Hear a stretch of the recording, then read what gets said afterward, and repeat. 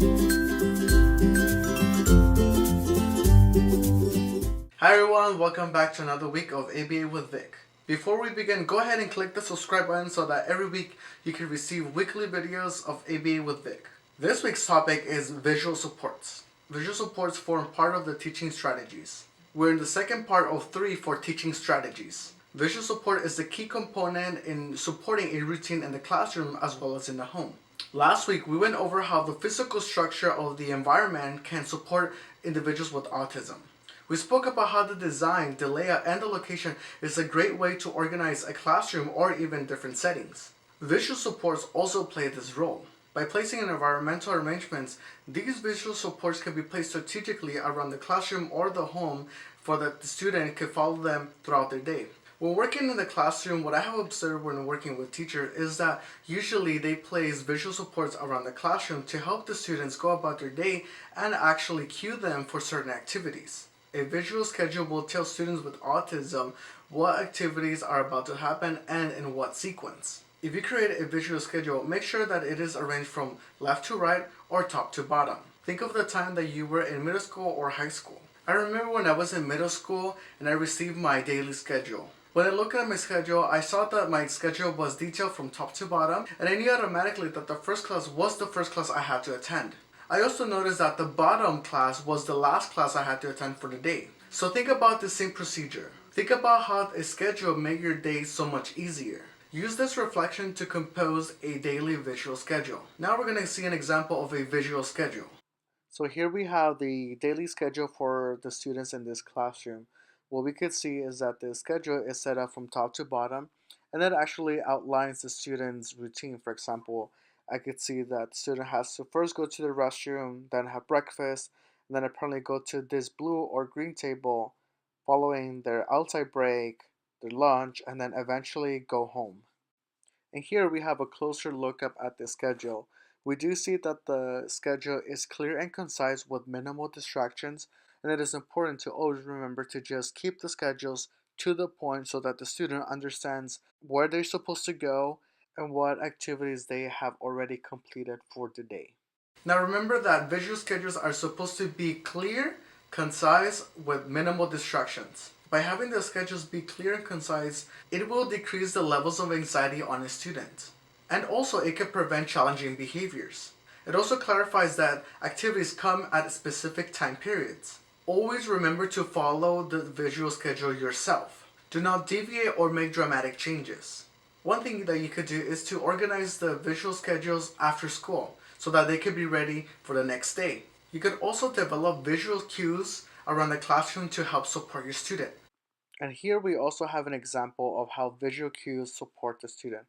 I took this picture in a classroom where I work with a teacher, and the teacher actually set up visual cues around the classroom. For example, in here we have pictures of the students and their cubby so that the student sees their picture and then know that that space is for them and they can place their backpacks or their folders or any materials that they bring for the day.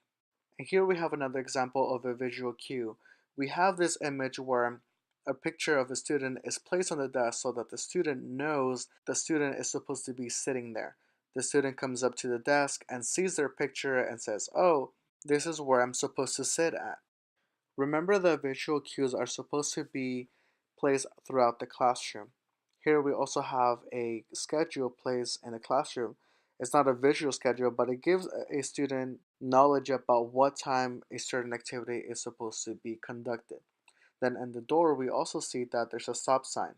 We clearly see that the student is supposed to stop or not enter inside that room. If you develop visual cues, make sure that these visual cues are age appropriate or appropriate for the child. This is because we also want the student to learn and be adapted to a more age appropriate or socially appropriate setting. You can place the daily schedule in a location that is accessible for the students to go during the day. You may also develop an individual schedule for a student to use. Here's an example of an individual schedule. The individual schedule could be really detailed or very simple. For example, this is an example of a simple personal schedule. Here the schedule outlines that the students has to complete puzzle, then wash their hands, then they could have access to their break. If you are introducing your student to a personal schedule, this is a great way to start. You want to make it simple so that the student doesn't get overwhelmed with too many things that they have to do. Then eventually, if the student becomes accustomed to this schedule, you can add more pictures so that they could follow it throughout their day. Now here's an example of a more complex personal schedule. We see that the student has more tasks in their schedule that they have to complete. For example, the student has to go for a walk, then they're able to have free time. After free time, they could go to group settings, have computer time, and then eventually have their lunch. This will also help the student take their schedule and have them check it themselves so that they could see that they have completed activities and they could see that upcoming activities are also on their way. And also you can create a visual lanyard that can help students. As you can see, my lanyard has different visuals. You could actually create this yourself. You could just look up images on Google, print them out, and then place them in a lanyard. If you have a student who has a difficult time transitioning, you can help them using your visual lanyard. You could show them the visual and say, okay, time to work. Let's say, for example, you have a student who is kicking and screaming. Maybe you could show him this picture and say, okay, quiet hands.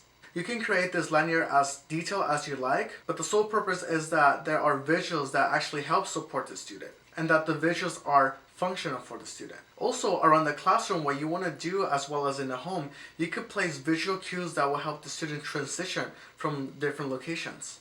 So earlier in the schedules, we saw that some of the students are supposed to transition to a blue table. The student can visually see that this is the blue table.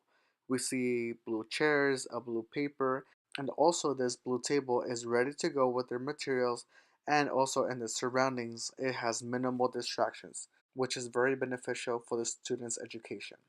Now here we have the green table. We also can see that there's green chairs, green paper behind it, and also it already has their materials ready to go. The student can see and also is able to transition easily from blue table to green table by having cues around the classroom indicating them for their transition. Thank you very much for tuning in into this week's video. This week we went over visual supports and how these visual supports help students transition from activity to activity and also cue them along their day. Visual schedules help the students establish a routine so that they can follow. It also allows them to know where to go and where not to go. Unlike physical structures, you can place these visual supports around the house and in the classroom. For example, you could place an exit sign next to the door so that the student knows that that's an exit. You also don't want to make your classroom be too overstimulating that causes anxiety on a student or have challenging behaviors arise. Remember that we always want to be proactive. If you like this video, give it a thumbs up. Once again, if you have any questions or comments, please leave me a comment down below. You can also send me an email at ABAwithVic@gmail.com. You can also tweet me at ABAwithVic. I'm Victor, this has been ABA with Vic, and don't forget to make this week amazing. And as always, thank you for watching.